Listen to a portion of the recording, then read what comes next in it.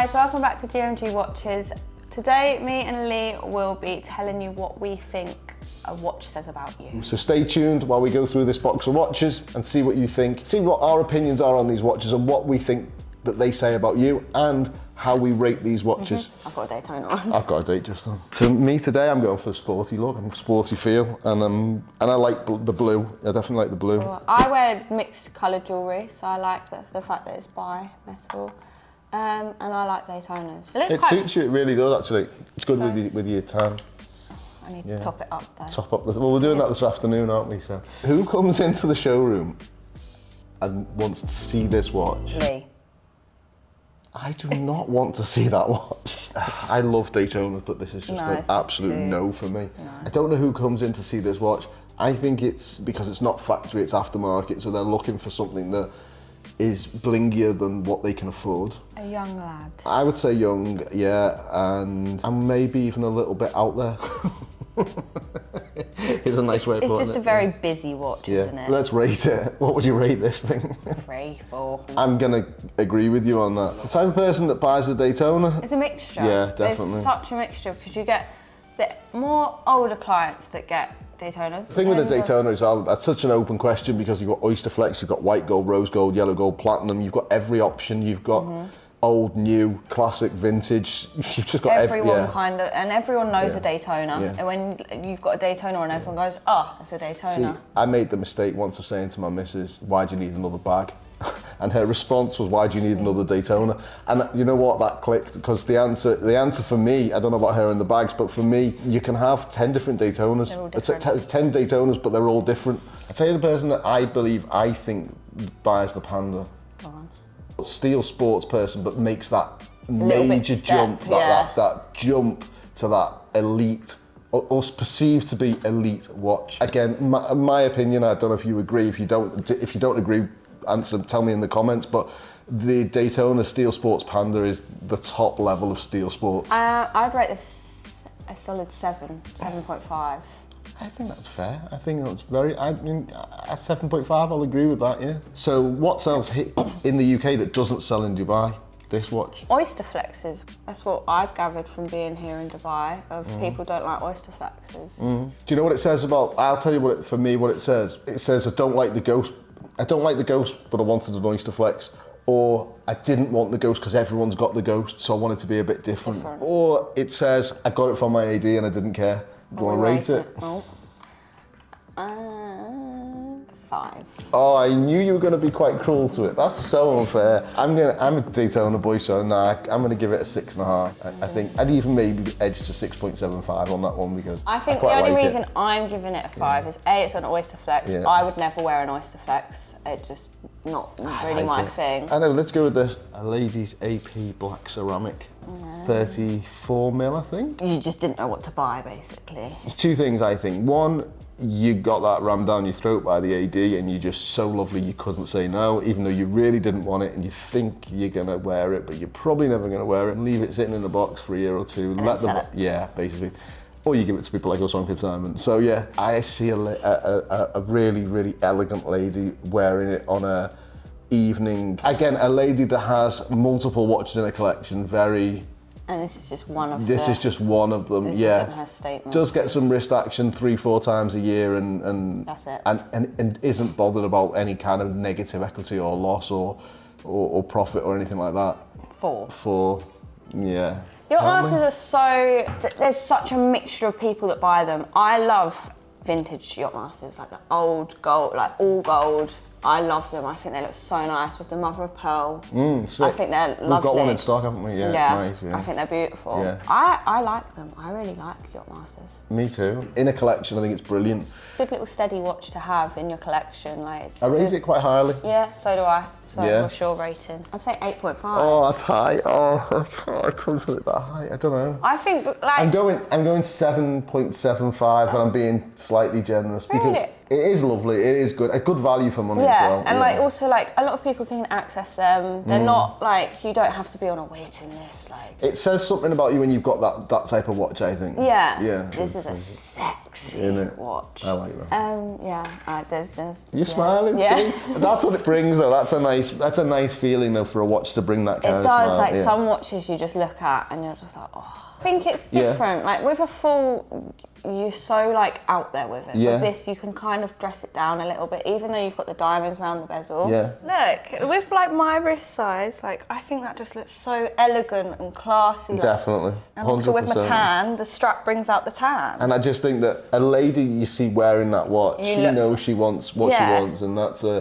I think that's a brilliant watch for a lady. I think that's a stunning little watch. Yeah. 8.75. I'm liking the 0.75 because I can't quite get to 9, but yeah, I'm going to say 8.75. I'm going to give it a 9. Okay. But that's because it's a ladies. Yeah. It's stunning. It is nice. It's a beautiful little watch. Good. I'm glad. That's a really nice one. I'm glad we reviewed that one. I don't necessarily see it as a ladies' watch, but let's have a little look at this. Slightly rare. You normally see a day date on a presidential strap. This comes on an oyster strap. They don't always come on an oyster strap. With the oyster strap, it makes it something a bit different. Yeah.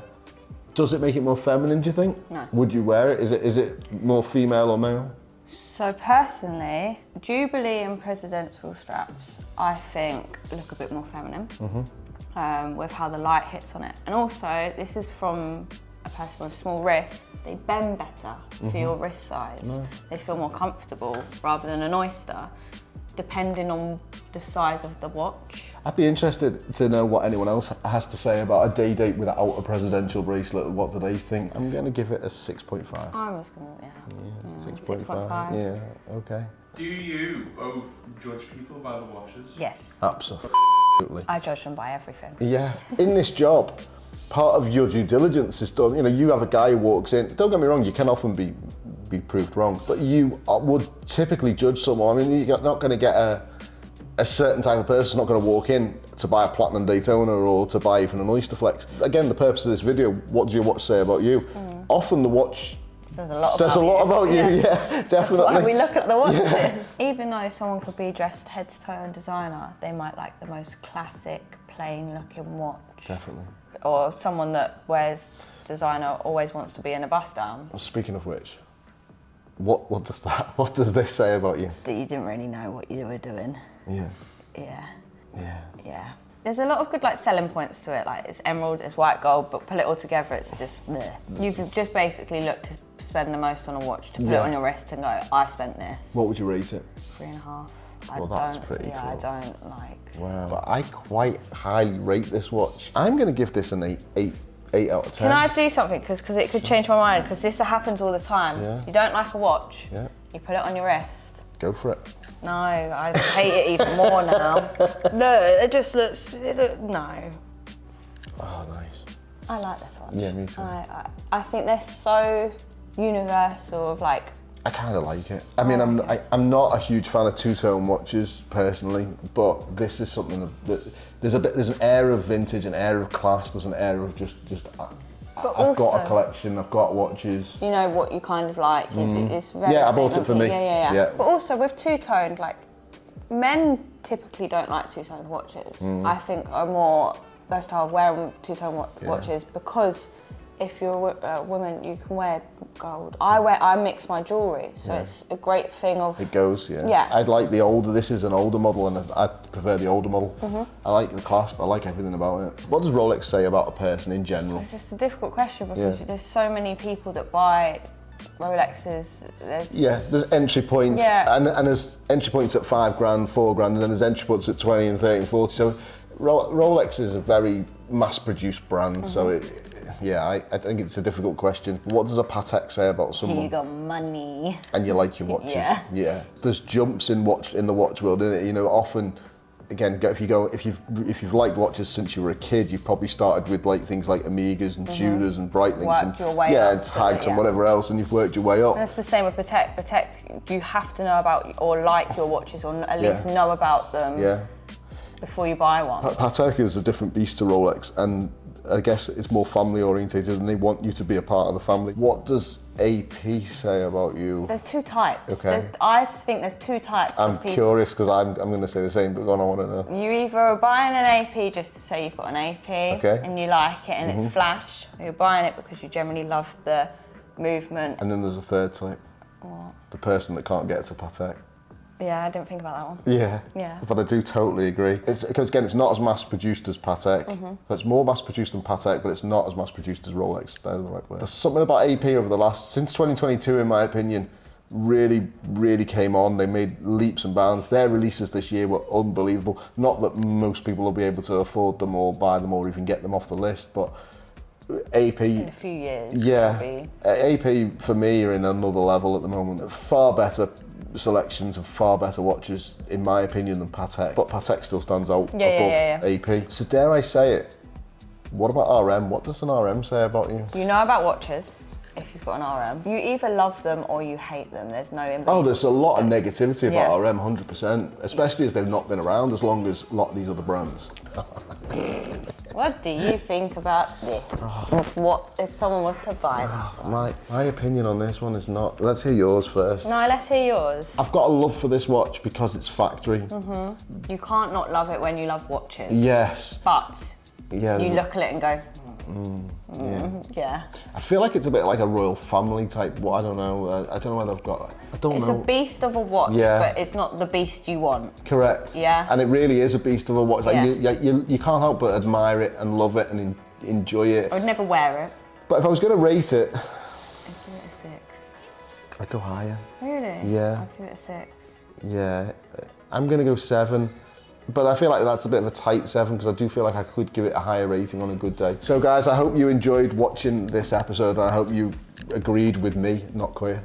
They're going to agree with me. Of course they're going to agree with you, but no, seriously, if you did agree with either of us or disagree with either of us, please tell us in the comments below. Rated those watches as best we could, we gave you our honest opinion on them, and we also, maybe rightly or wrongly, told you what type of customer we think But also, buys watches that are personal. Like my opinion and your opinion, we had different opinions. So if people don't agree with it, you're allowed to. It's their opinion that matters, isn't it? That's the thing. Allowed to. Yeah. I'd like to know your opinion in the comments. Tell us what you think, if we rated them wrongly or if you would put them higher. Please like, comment and subscribe. And if you like the Lee and Queer Show and you want to see it again, give us a big thumbs up.